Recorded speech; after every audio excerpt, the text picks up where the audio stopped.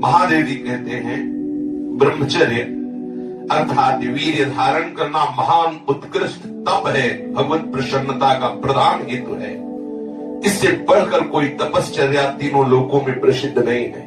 जो ऊर्ध्वरेता अखंड ब्रह्मचारी है वो पुरुष नहीं, वो साक्षात भगवत स्वरूप महादेव है। हमारे प्रभु की अद्भुत कृपा है। अगर इस पर हम दृष्टि डालें तो आप जिस मार्ग में चलना चाहेंगे उस मार्ग में आपको बहुत बड़ा बल, बहुत बड़ा संबल, बहुत बड़ी सामर्थ्य मिलेगी ब्रह्मचर्य से। ये भगवान की कृपा शक्ति है। जो इसका पतन करते हैं निसंदेह हो किसी योग्य नहीं रह जाते। ब्रह्मचर्य का ह्रास जीवन का नाश अर्थात मृत्यु, संपूर्णतया सत्यनाश, सर्वनाश, मृत्यु, ब्रह्मचर्य नाश, सुख का नाश, आरोग्य का नाश, देश का नाश, विद्या का नाश, बल का नाश, सामर्थ्य का नाश, स्वातंत्र का नाश, धर्म का नाश, भजन का नाश ब्रह्मचर्य के नाश पर है। यदि आपने ब्रह्मचर्य नष्ट कर दिया तो आप किसी काम के नहीं रह गए। ये भगवान शंकर का अमिट सिद्धांत है कि जो वीर के साथ खिलवाड़ करता है वो साक्षात मृत्यु का वरण कर रहा है। जो वीर को रोकता है, धारण करता है, वो अमर है, वो भगवत स्वरूप हो जाता है। ब्रह्मचर्य ही जीवन है और ब्रह्मचर्य का नाश ही महान मृत्यु है। ब्रह्मचर्य ही स्वस्थता है, ब्रह्मचर्य का नाश ही महान रोगों का निमंत्रण है। शास्त्र के सिद्धांत से चलने वाले उपासक को अर्थात भगवत प्राप्ति के मार्ग में चलने वाले उपासक को चाहिए, अगर वो गृहस्थ है तो जब ब्याह हो उसी के बाद शास्त्र मर्यादा से ब्रह्मचर्य खंडित करे, ये उसका उपासना का स्वरूप ही माना जाएगा। लेकिन यदि वैरागी है, भगवत मार्ग का पथिक है, तो अष्ट मैथुनों से बचे। सांसारिक व्यक्ति बनकर के मत अपने जीवन को नष्ट करो। आप अपने हाथों से अपना नाश कर रहे हो। ध्यान रखो, ये गलती जो तुम कर रहे हो ये आपको दोबारा मनुष्य जीवन मिलने वाला नहीं है। ऐसी गलती करके तुम्हें बहुत पछताना पड़ेगा। मौज मस्ती, लोग काहे की मौज मस्ती, धर्म मर्यादा का नाश करके, गुरुजनों की बनाई हुई शास्त्र मर्यादा का नाश करके तुम सुख प्राप्त कर सकते हो।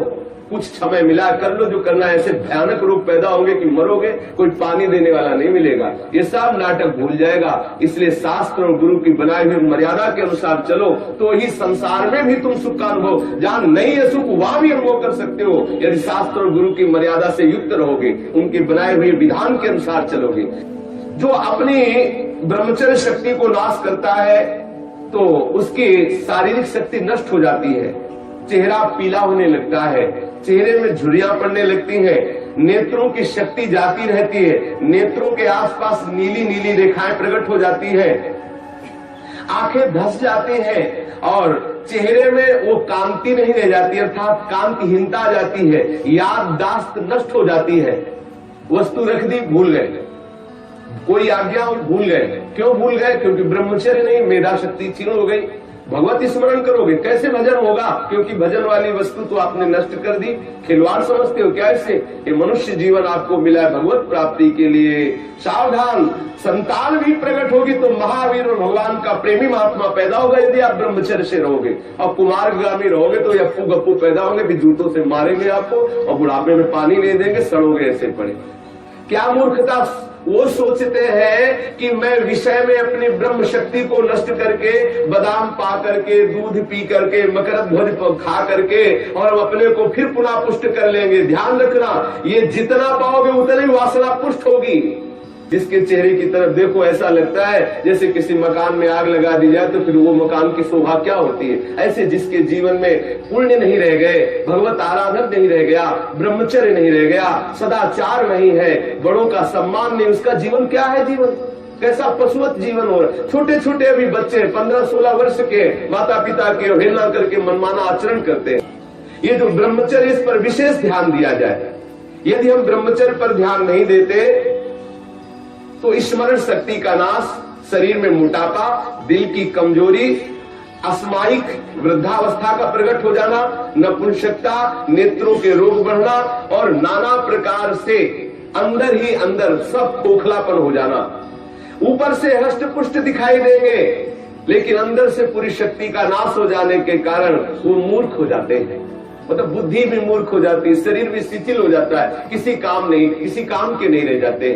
ये मत समझो कि इतना ही सुख है, यहाँ तो सुख है ही नहीं। ये जो बच्चे बच्चियां, माताएं बहनें या पुरुष अपनी वासना का शिकार हो चुके हुए हैं, उनको खेद करना चाहिए बात सुनकर और सावधानी पूर्वक आगे बढ़ना चाहिए परमार्थ में। गलती का पोषण नहीं करना चाहिए। आज हमारी ऐसी बेईमानी है कि हम अंदर की इन गलतियों को छुपाते हैं और थोड़ा सा भी गुण होगा तो उसका प्रचार करने लगते हैं। अंदर की गलतियों को गलती मान करके उनको दूरी किया जाए, चाहे वो बच्चा हो, चाहे वो जवान हो, चाहे बूढ़ा हो। गलतियों को छोड़ करके भगवत मार्ग में आगे बढ़ो तो आनंद का अनुभव होगा। ये प्राणों की पूर्ण शक्ति है, जीवनी शक्ति है, इसे व्यर्थ में नष्ट मत करो। सावधान हो। देखो आप थोड़ी देर ब्रह्मचर्य रह करके देखो, आपके नेत्रों में चमक आ जाएगी, आपके कपोलों पर लावण्य आ जाएगा, आपके हृदय में बिना कुछ किए एक आनंद की लहर सी दौड़ती रहेगी। थोड़े दिन रह के देखो। कुछ दिन ब्रह्मचर्य रहने पे कष्ट का अनुभव होता है। जब अंदर वासना होती है ना, वो प्रेरित करती है। जैसे जैसे ब्रह्मचर्य बढ़ता वैसे वैसे अंदर आह्लाद होता है, और हम आह्लाद को नहीं सह पाते तो लगता है कि यदि ये ब्रह्मचर्य क्षीण हो जाए तो मुझे सुख मिलेगा, ऐसा लगता है। यदि सत्संग हो और भजन पूर्वक हम जीवन व्यतीत करें, सदाचार पूर्वक भोजन शुद्ध हो, तो कुछ ही महीने में वो ब्रह्मचर्य जब पकने लगता, थोड़ा सा आनंद अनुभव होते सहने लगता। पहले तो थोड़ा कष्ट होता है। अगर 1 वर्ष ठीक ब्रह्मचर्य रह जाए और कुसंग ना हो तो इतना आनंद उसको अनुभव होने लगेगा, देखेगा नहीं इसी नारकी खेलों की तरफ, इधर संसार के इन दुर्गुण दुराचारों की तरफ देखेगा भी नहीं, पर कुसंग ना होने पावे। अगर कुसंग होगा तो 20 वर्ष ब्रह्मचर्य रहने के बाद भी पतित हो जाएगा। कुसंग से सर्वदा बचता रहे। 1 वर्ष अगर ब्रह्मचर्य हो सकता है, थोड़े दिन कठिन लगे क्योंकि गलत अभ्यास हो गए, 1 वर्ष ब्रह्मचर्य रहिए। अपने आप स्वाभाविक जो क्रिया होती है उस पर दृष्टि मत डालिए। आप अपने संकल्प से कोई गलत कार्य मत कीजिए और ब्रह्मचर्य रहिए, तो आपको आनंद का अनुभव होने लगेगा। भजन करना नहीं पड़ता, अपने आप भजन होता है। नींद कम हो जाती है, आसनों पर जितनी देर चाहो आराम से बैठ सकते हो, और कोई भी रोग हो वो अपना पूरा प्रभाव नहीं डाल सकता, क्योंकि आपके अंदर ब्रह्म शक्ति विराजमान है। जो ब्रह्मचर्यहीन हो जाता है वो भजन का लाभ नहीं ले सकता है। मन, प्राण तथा ये ब्रह्मचर्य, ये तीनों एक ही है। जिसका ब्रह्मचर्य ठीक, उसके प्राण सूक्ष्म हो जाते हैं और मन शांत होने लगता है। जिसका ब्रह्मचर्य ठीक नहीं, स्थूल प्राण होने लगते हैं। पहचान है, ऐसे भैंसे की जैसे श्वास निकलती, जब सोते तो बड़े भारी ऐसे घोटे शोरगुल होता है, स्थूल प्राणों का लक्षण है।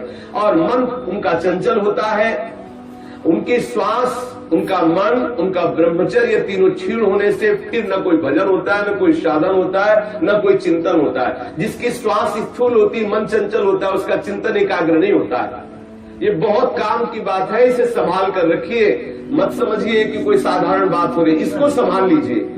यदि आप विरक्त हैं तो संपूर्ण रूप से आप सावधान हो जाइए। यदि गृहस्थ हैं तो संयम में आ जाइए। एक पत्नी व्रत धारण करते हुए, संतानोत्पत्ति की भगवत पूजा का भाव रखते हुए ही गृहस्थ धर्म में ब्रह्मचर्य को खंडित कीजिए, अन्यथा ब्रह्मचर्य को धारण कीजिए। सावधान रहिए।